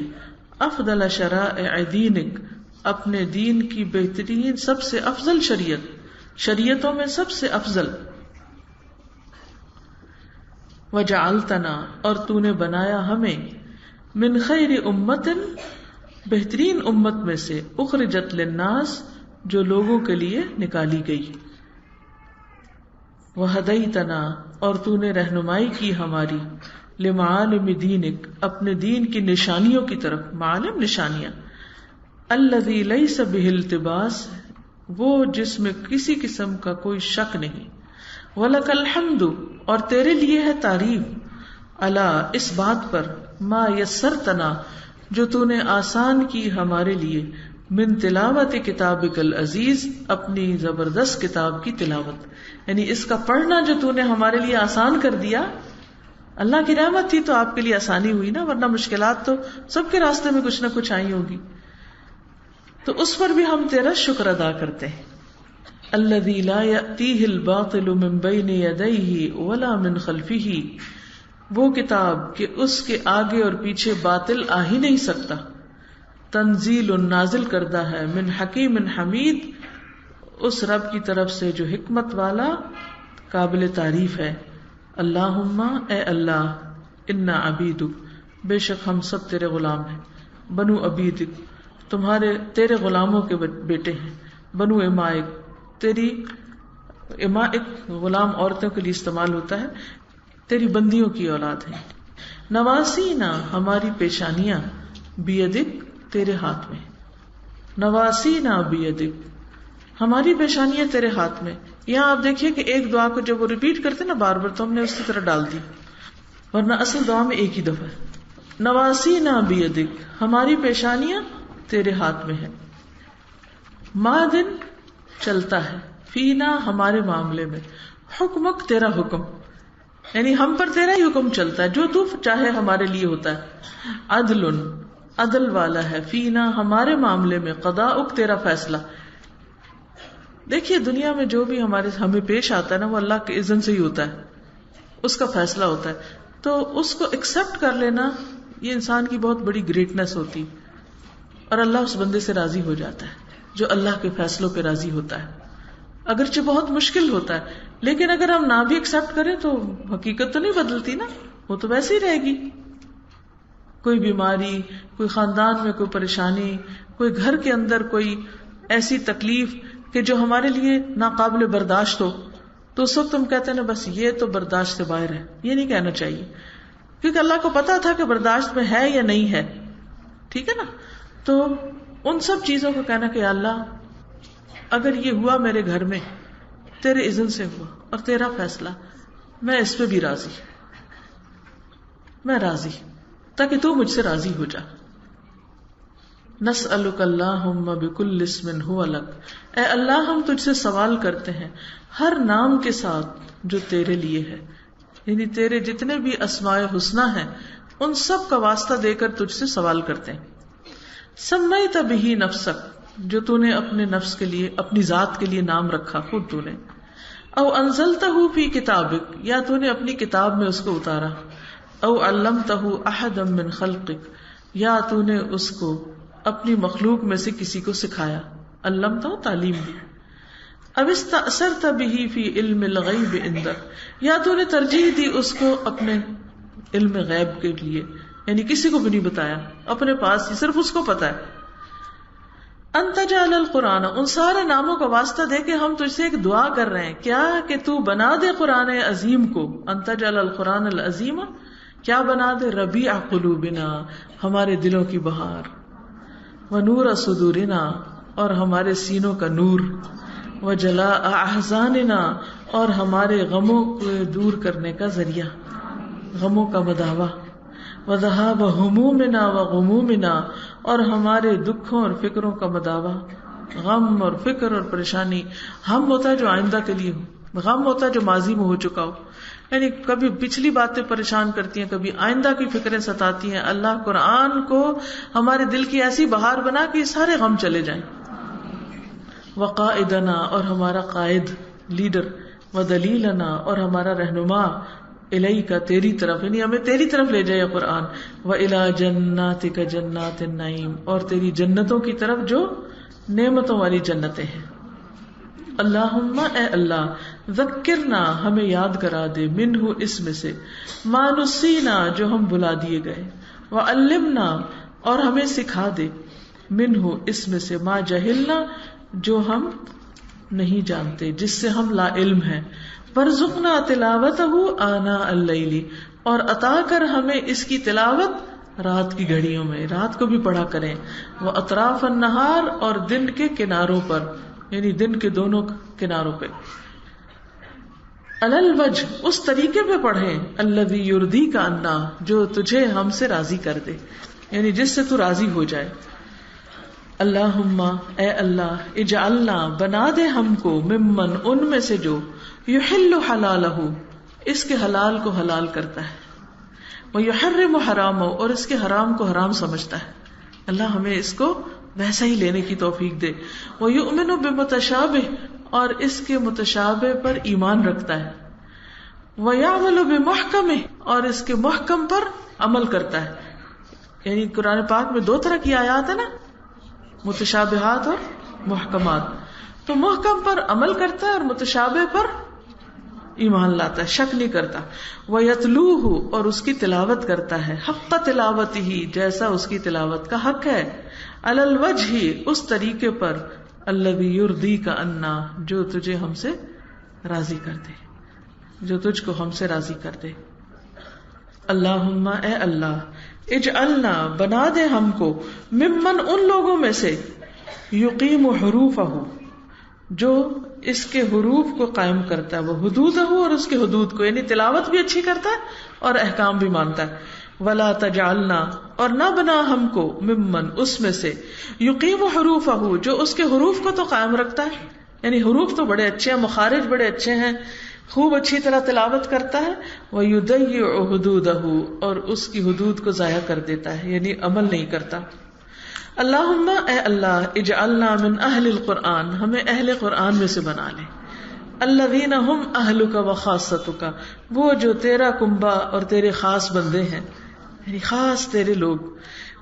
وخاصتک یا ذل جلال والاکرام، اے بزرگی اور عزت والے رب، اللہم اے اللہ، اجعلنا بنا دے ہم کو، ممن ان لوگوں میں سے، یقرأ القرآن جو قرآن پڑھتا ہے، فیرقا پھر چڑھتا ہے، ولا تجعلنا اور نہ ہمیں بنا، ممن یقرأ القرآن جو قرآن پڑھتا ہے اس میں سے جو قرآن پڑھتا ہے، فیشقا پھر بدبخت ہو جاتا ہے۔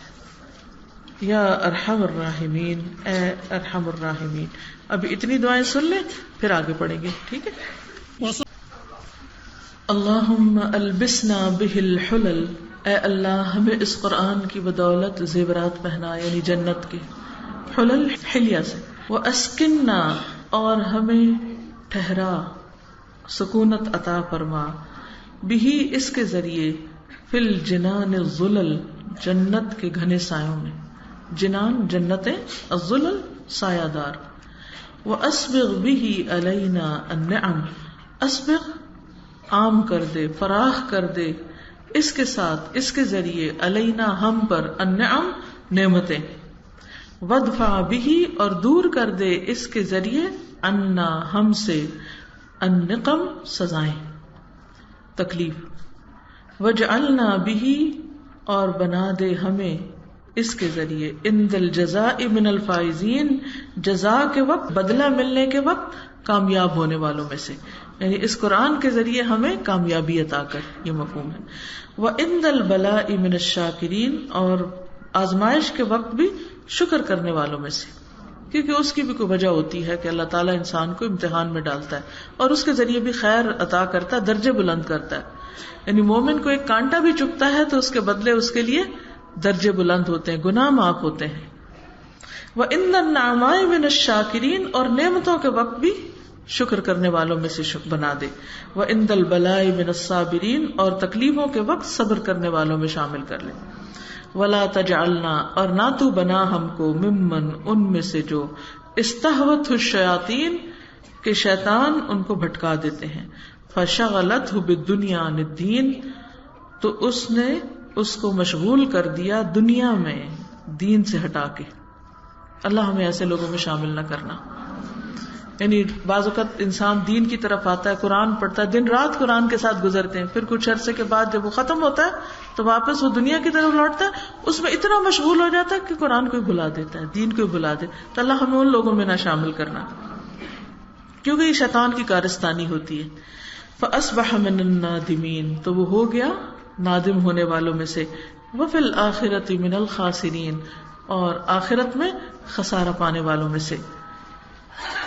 اللہم اجعل القرآن العظیم لقلوبنا ضیاء، اے اللہ بنا دے قرآن عظیم کو ہمارے دلوں کے لیے روشنی، ولابصارنا جلاء اور ہماری آنکھوں کے لیے جلا بخشنے والا، ولاسقامنا دواء اور ہماری بیماریوں کے لیے دوا، ولذنوبنا ممحصا اور ہمارے گناہوں کو مٹانے والا، وعن النار مخلصا اور ہمیں آگ سے خلاصی دینے والا، نجات دینے والا۔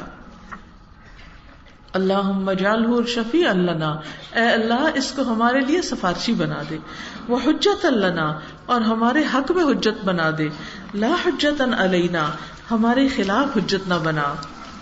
اللہم اجعلنا اے اللہ بنا دے ہمیں، ممن اتبع القرآن ان میں سے جو پیروی کرے قرآن کی، فساقہ وقادہ الی الجنہ تو جو اسے چلائے اور لے جائے جنت کی طرف، رہنمائی کرے جنت کی طرف، یعنی جس کے لیے قرآن اسے جنت میں لے جانے کا ذریعہ بن جائے، ہمیں بھی ان میں شامل کر دے۔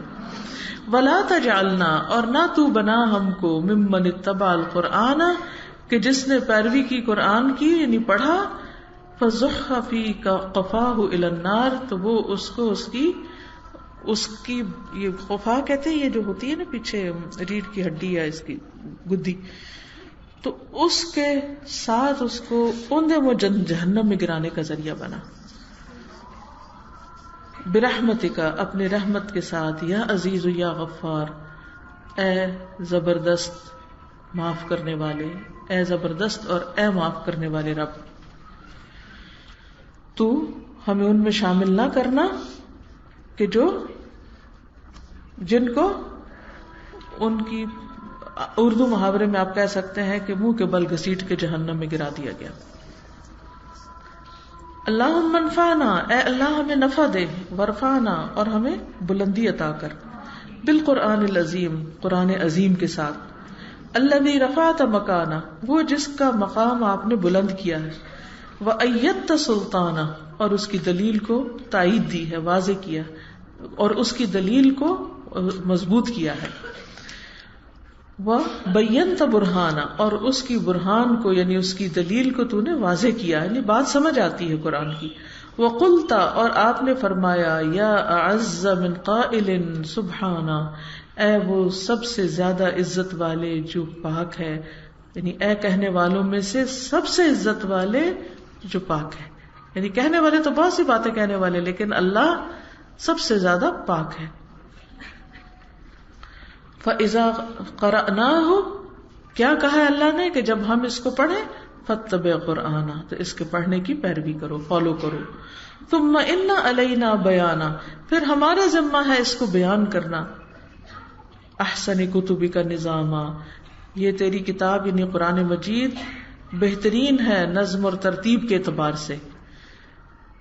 وَأَفْصَحِهَا كَلَامًا، اور کلام کے اعتبار سے سب سے زیادہ فصیح ترین ہے، یعنی کھول کے بات بیان کرتی ہے. وَأَبْيَنِهَا حَلَالًا وَحَرَامًا، اور حلال اور حرام کو سب سے زیادہ بیان کرنے والی ہے، کھول کھول کے بتانے والی ہے، واضح ہے. فِيهِ وَعْدٌ وَوَعِيدٌ، اس میں وعدے بھی ہیں اور ڈراوے بھی ہیں. وَتَخْفِيفٌ وَتَهْدِيدٌ، اور دھمکیاں بھی ہیں اور ڈراوے بھی ہیں. لا يأتيه الباطل من بين يديه ولا من خلفه، باطل اس کے آگے اور پیچھے سے نہیں آ سکتا. تنزیل من حکیم حمید، یہ حکمت والے قابل تعریف رب کی طرف سے نازل کردہ ہے یہ قرآن. اللہم اوجب لنا بہ الشرف المزید، اے اللہ اس کتاب کے ذریعے ہمیں مزید شرف عطا فرما. اللہم اوجب لنا بہ الشرف المزید، اے اللہ ہمیں اس کتاب کے ذریعے مزید شرف عطا کر. والحقنا بکل بر سعید، اور ہمیں ہر نیکوکار اور خوشبخت کا ساتھ دے اس کے ذریعے، یعنی نیک لوگوں کی مجلس اور کمپنی عطا کر، دوستی عطا کر. بر کہتے ہیں نا نیک، سعید خوش قسمت. ووفقنا للعمل الصالح، اور ہمیں توفیق دے عمل صالح کی، الرشید جو درست ہے، بالکل سیدھا. اللہم اجعلنا، اے اللہ بنا ہم کو، بتلاوت کتابک منتفعین، کہ جو تیری کتاب کی تلاوت سے نفع اٹھانے والے، جنہوں نے قرآن پڑھ کے فائدہ اٹھایا، یعنی اجر و ثواب کمایا، علم حاصل کیا، عمل کی راہیں دی، روشنی ملی ان کو، صحت اور شفا اور خیر و برکت اور بھلائی ملی. وَإِلَى لَبِيبِ خِطَابِهِ مُسْتَمِعِينَ، اور اس کے مرغوب کلام کو سننے والا، یعنی اتنا لذیذ کلام ہے کہ جس کو سنتے ہوئے دل نہیں بھرتا. وَلِأَوَامِرِهِ، اور اس کے احکام، وَنَوَاهِهِ، اور اس کے نواہی یعنی جن چیزوں سے روکا ہے اللہ نے، خاضعین، اس کے آگے جھکنے والے. کیونکہ بعض لوگ ہوتے ہیں انہیں کوئی بات بتائی جائے قرآن کی تو وہ کیا کرتے ہیں، اکڑ پڑتے ہیں، اور کچھ لوگ سن کے جھک جاتے ہیں اور عمل کرتے ہیں. وَعِنْدَ خَتْمِهِ مِنَ الْفَائِزِينَ، وَعِنْدَ خَتْمِهِ مِنَ الْفَائِزِينَ، وَعِنْدَ خَتْمِهِ مِنَ الْفَائِزِينَ، اور اس کے ختم کے وقت کامیاب ہونے والے، اور اس کے ختم کے وقت کامیاب ہونے والے، اس کے ختم سے کامیاب ہونے والے. وَلِثَوَابِهِ حَائِزِينَ، اور اس کے ثواب کے سمیٹنے والے، جمع کرنے والے. وَلَكَ فِي جَمِيعِ أُمُورِنَا رَاجِعِينَ، اور تیرے لیے تمام ہر کام میں اپنی طرف رجوع کرنے والا ہمیں بنا دے. وَلَكَ فِي جَمِيعِ شُهُورِنَا ذَاكِرِينَ، اور ہمارے تمام مہینوں میں ہمیں اپنا ذکر کرنے والا بنا دے. یعنی صرف رمضان کے نمازی نہ ہو یا قرآن پڑھنے والے، یا صرف کورس کے وقت قرآن پڑھنے والے نہ ہو، بلکہ سال کے 12 مہینوں میں قرآن پڑھنے والے ہوں. برحمتک یا ارحم الراحمین، اپنی رحمت کے ساتھ اے ارحم الراحمین. لگا دیں.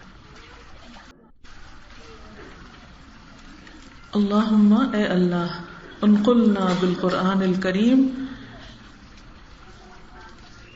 منتقل کر دے ہمیں قرآن کریم کے ساتھ، من الشقاء، بدبختی سے، الی السعادت، خوش قسمتی کی طرف. یعنی اس قرآن کے ذریعے ہماری بدبختی کو خوش قسمتی سے بدل دے.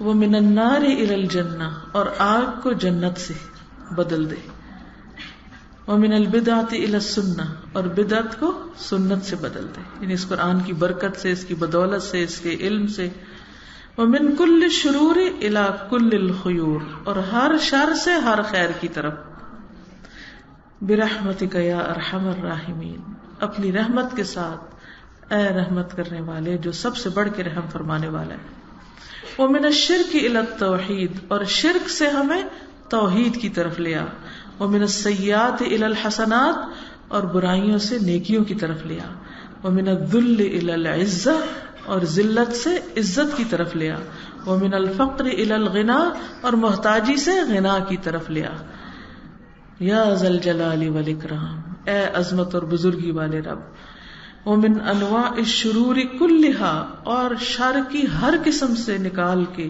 الی انواع الخیر کلھا، خیر کی ہر قسم کی طرف ہمیں لے جا، یعنی ہر شر سے نکال کے ہر خیر کی طرف لے جا، یا حی یا قیوم برحمتک نستغیث، اے زندہ رکھنے والے خدا، اے قائم رکھنے والے خدا، تیری رحمت کے ساتھ ہم فریاد کرتے ہیں، فلا تکلنا الی انفسنا، تو ہمیں ہمارے نفسوں کے حوالے نہ کرنا، ولا الی اعمالنا، اور ہمارے اعمال کے حوالے نہ کرنا، طرفت عین، آنکھ جھپکنے کی دیر بھی، یعنی ہم نہ بھٹکیں، اللہم، اے اللہ، انا، بے شک ہم، قد حضرنا، ہم حاضر ہوئے، یعنی وہ لوگ تو وہاں حاضر ہیں تو آپ سب یہاں حاضر ہوئے، ختم کتاب کا، تیری کتاب کے ختم کی محفل میں، الہنا، اے ہمارے رب، الہنا، اے ہمارے الہ، الہنا، اے ہمارے الہ، قد حضرنا ختم کتابک، وانخنا مطایانا ببابک،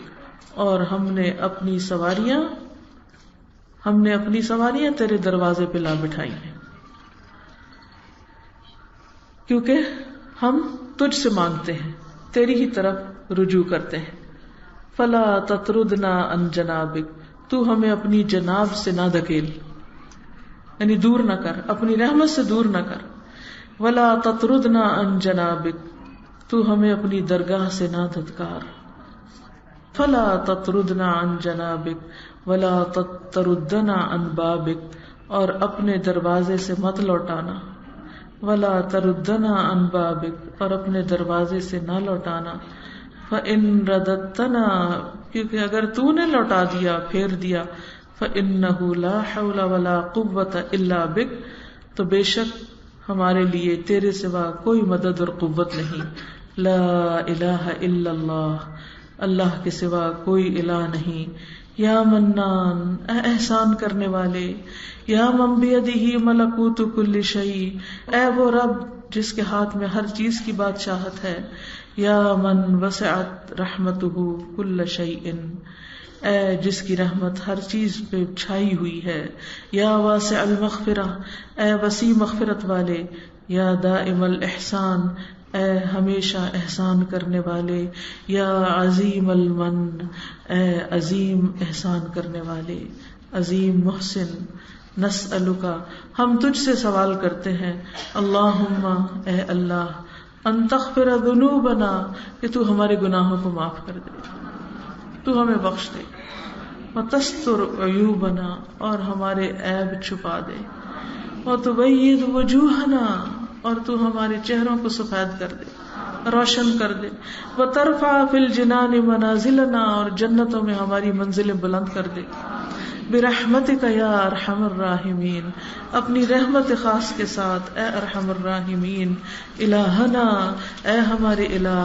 وبارئنا، اور اے ہمارے رب، اے ہمارے پیدا کرنے والے، اے باری تعالی، وخالقنا، اور اے ہمارے خالق، ورازقنا، اور اے ہمارے رازق، عز جارک، بہت مضبوط ہے تیری پناہ، وتقدست اسماؤک، اور بہت پاکیزہ ہیں تیرے نام، ولا حول ولا قوت الا بک، اور نہیں کوئی قوت اور طاقت مگر تیرے ہی ساتھ، لک الحمد، تیرے ہی لیے تعریف ہے، اللہم انت قلت وقولک الحق، اے اللہ تو نے فرمایا اور تیرا قول برحق، ادعونی استجب لکم، کہ تم مجھے پکارو میں تمہاری دعا قبول کروں گا.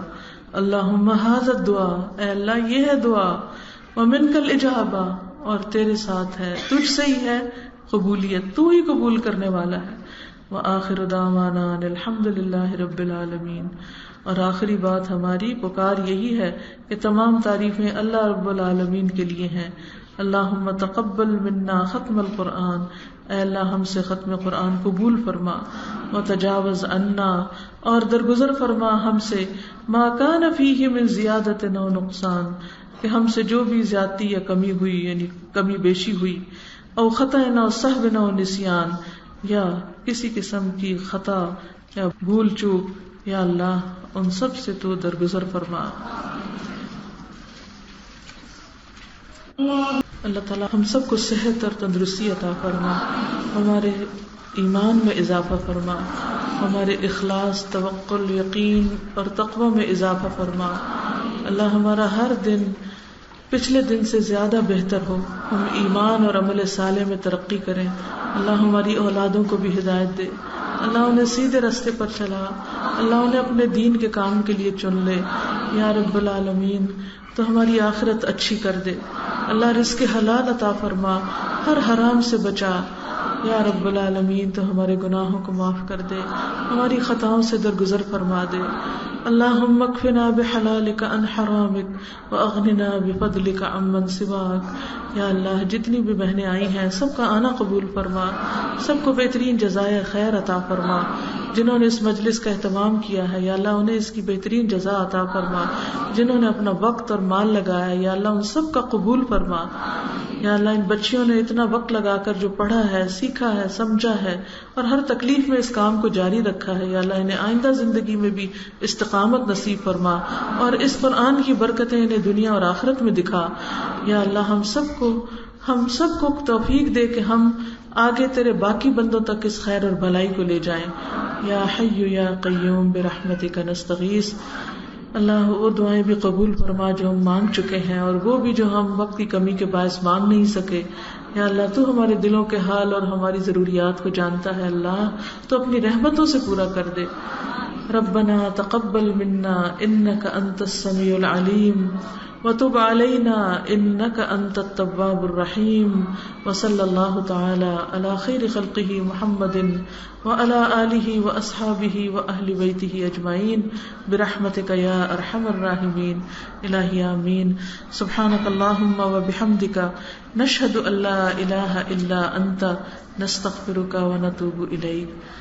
السلام علیکم ورحمۃ اللہ وبرکاتہ.